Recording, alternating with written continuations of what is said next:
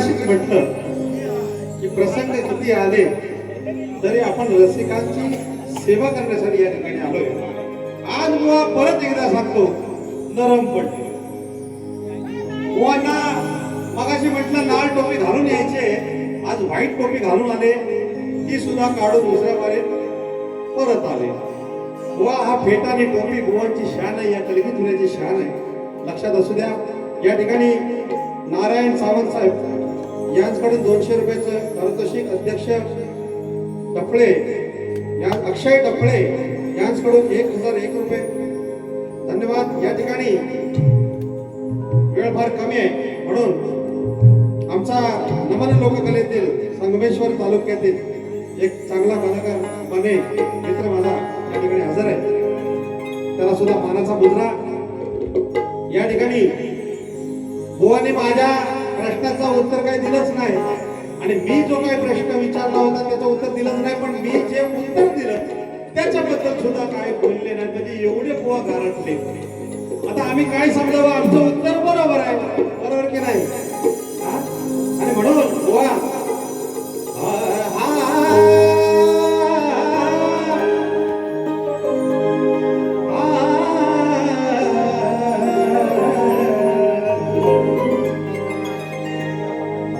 साखरेचा स्वभाव धर्म, साखरेचा स्वभाव धर्म गुणधर्म म्हणजे गोडपणा, आणि मिठाचा स्वभाव धर्म गुणधर्म म्हणजे खारटपणा. चिंचेचा स्वभाव धर्म गुण म्हणजे आंबटपणा, आणि असा चिंतकदंबुवाला लई लई मोठा गर्व अभिमान मोठेपणा. आणि म्हणून ब्रह्मसिंह लिहायला टियाला कोण फोडील का, आणि बंधू म्हणून नाग ठेविला हा गरुड तयाला सोडील का.